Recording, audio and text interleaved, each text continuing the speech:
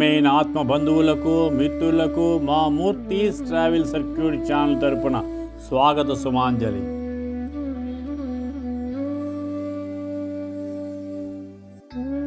ఈ వేళ మేము ఆంధ్రప్రదేశ్లోని తూర్పుగోదావరి జిల్లా పిఠాపురంలో ఉన్న ప్రసిద్ధ దత్తక్షేత్రం యొక్క కొన్ని ముఖ్యమైన విషయాలను మీతో పంచుకుంటున్నాం రండి. ఆంధ్రప్రదేశ్లోని తూర్పుగోదావరి జిల్లాలోని పిఠాపురం 1320లో శ్రీపాద శ్రీవల్లభ గండికోట అప్పల లక్ష్మీ నరసింహరాజ శర్మ మరియు సుమతి మహారాణి అనే పుణ్య దంపతులకు 3వ కుమారుడిగా జన్మించారు. శ్రీపాదకు 2 అన్నలు, శ్రీధర శర్మ పుట్టుకతో అంధుడు మరియు రామరాజ శర్మ పుట్టుకతో కుంటివాడు మరియు 3 చెల్లెళ్ళు శ్రీ విద్యాధారి, రాధ మరియు సురేఖ. అప్పల రాజశర్మ దత్త భగవానుడికి గొప్ప భక్తుడు మరియు పూజారి జీవితం గడిపాడు.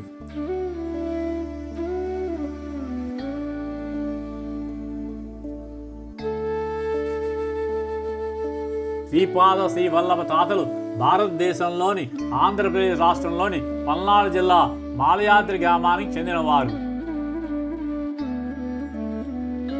హరితజ గోత్రానికి చెందిన మల్లాది బాపన్న అవధానులు శ్రీపాది వారి తాత. ఆయన భార్య రాజమాంబ కూడా పండిత కుటుంబానికి చెందినవారు. ఆమె సోదరుడు మల్లాది శ్రీధర అవధానులు. ఒకసారి 2 పండితులు గోదావరి జిల్లాలోని మారుమూల ప్రాంతమైన ఆయనవేలకు వెళ్లి యజ్ఞం నిర్వహించి గణపతి సాక్షాత్కారం పొందారని చెప్తారు.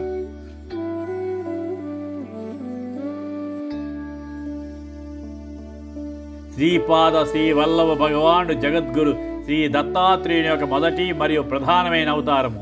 శ్రీపాద శ్రీ వల్లభ అవతారము 1320 ADలో జరిగింది. శ్రీపాద శ్రీ వల్లభ సాక్షాత్తు శ్రీ దత్తాత్రేయుడు.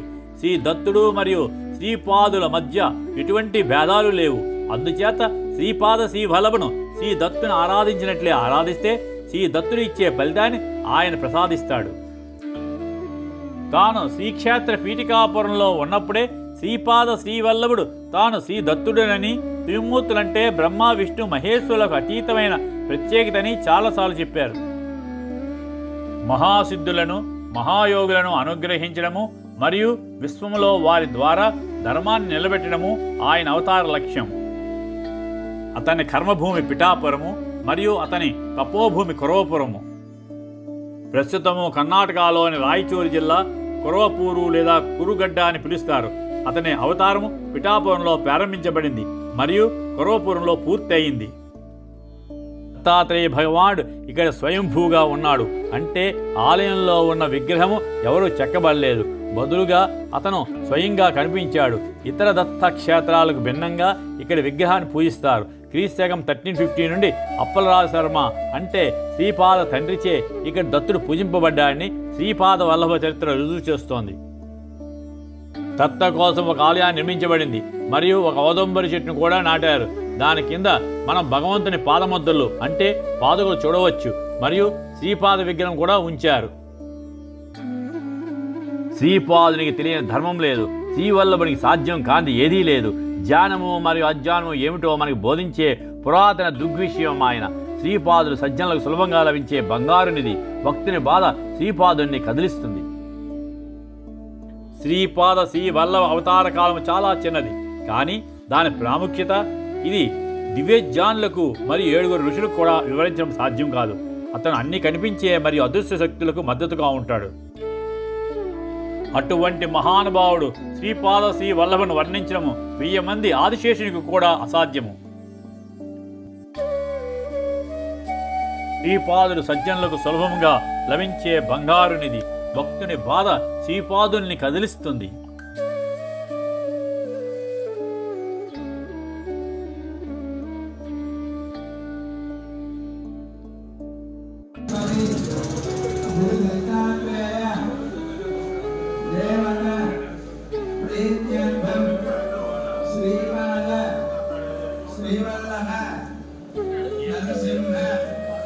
सरस्वती गुरु दत्तात्रेय देवता अनुग्रह सिद्ध्यर्थम श्रीपाद श्रीवल्लभ स्वामी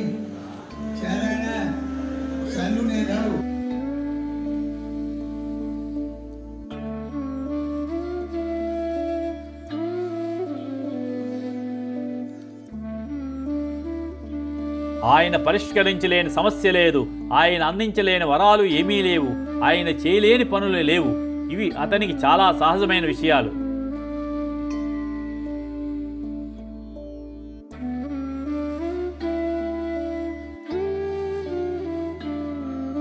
అనంతమైన శక్తి, అనంతమైన జ్ఞానము మరియు అనంతమైన ప్రాబల్యం కలిగిన ఆ నిరాకార గుణరహిత రూపము శ్రీపాదుని యొక్క ఉచిత మరియు అనంతమైన కరుణ కారణంగా గుణాలు మరియు ఆకృతిని కలిగి ఉన్న మానవ రూపంలో దృష్టిని మంజూరు చేసింది. దీన్ని అర్థం చేసుకోవడానికి మనిషి పరిపూర్ణత మరియు సమగ్రతను సాధించాలి.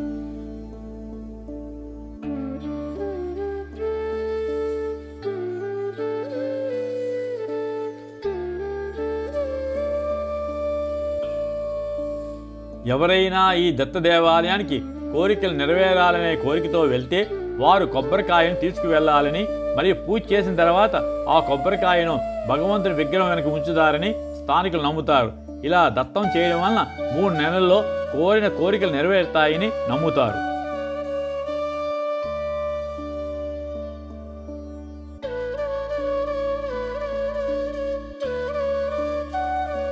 శ్రీపాద శ్రీ వల్లభ తన దైవిక అద్భుతాల ద్వారా తన శక్తిని మరియు స్థితిని నిరూపించుకున్నాడు.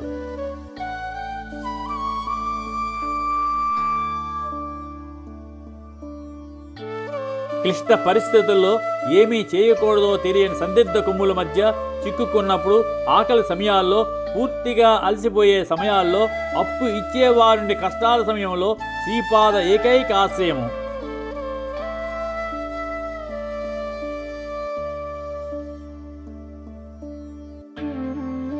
శ్రీపాద చైతన్య స్వరూపుడు. అతను అవసరమని భావించినప్పుడు అతను దుమ్మును ఆకాశంగా మరియు ఆకాశాన్ని ధూళిగా మారుస్తాడు.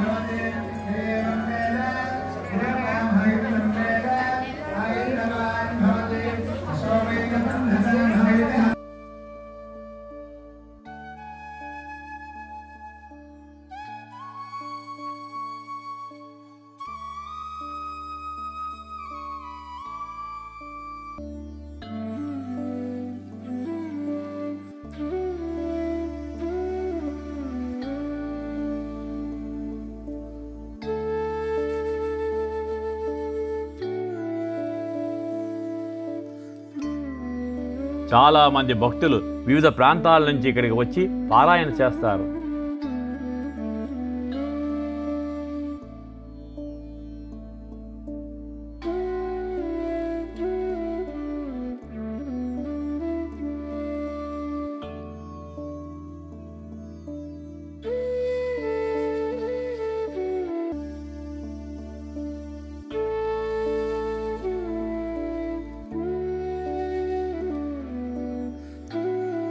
కుక్కుటేశ్వర స్వామి ఆలయంలో దత్తాత్రేయ భగవానుడు స్వయంభూగా ఉన్నాడు. అంటే ఆలయంలో ఉన్న విగ్రహం ఎవరూ చెక్కబడలేదు, బదులుగా అతను స్వయంగా కనిపించాడు. ఇతర దత్త క్షేత్రాలకు భిన్నంగా ఇక్కడ విగ్రహాన్ని పూజిస్తారు. క్రీస్తకం 1350 నుండి అప్పలరాజు శర్మ అంటే శ్రీపాద తండ్రిచే ఇక్కడ దత్తుడు పూజింపబడ్డాడని శ్రీపాద వల్లభ చరిత్ర రుజువు చేస్తోంది.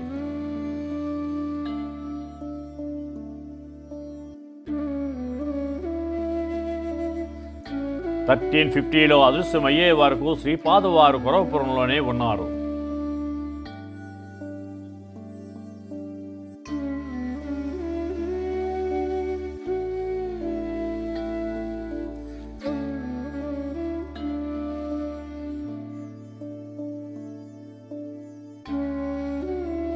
శ్రీపాద శ్రీవల్లభ చిన్న కుర్రాడిలా కనిపిస్తున్నాడు, కానీ సృష్టిని సర్వస్వము నిర్వహించే మహాశక్తివంతుడని తెలుసుకోవాలి.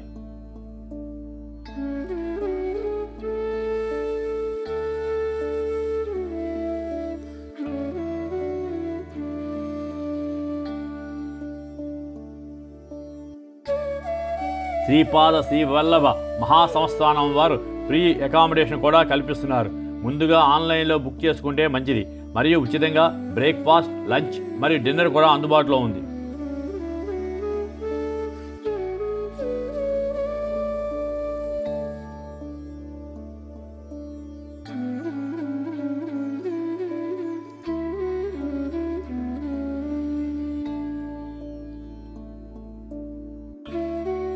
ఆలయం తెరిచే సమయాలు ఉదయం 6 గంటల నుంచి మధ్యాహ్నం 12 గంటల వరకు, సాయంత్రం 5 గంటల నుంచి రాత్రి 8 గంటల వరకు.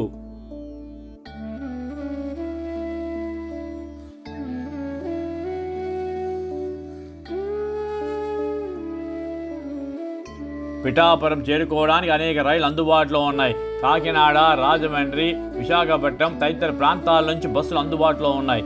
సమీప దేశీయ విమానాశ్రయం రాజమండ్రి, సమీప అంతర్జాతీయ విమానాశ్రయం విజయవాడ.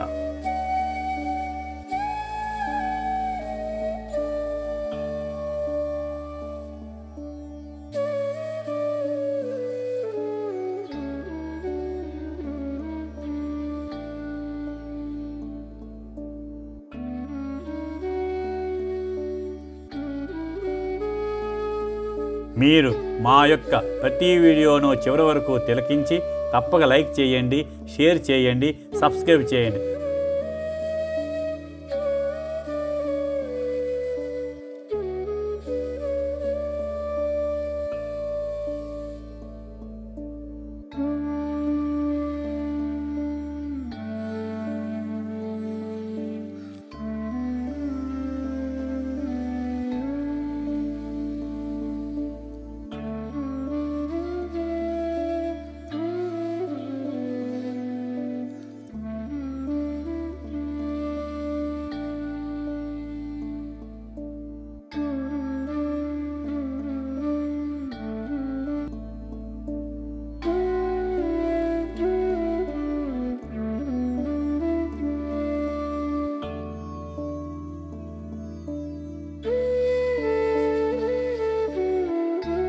ఇవి మా ఈనాటి దత్తక్షేత్రం యొక్క కొన్ని ముఖ్యమైన విషయాలు.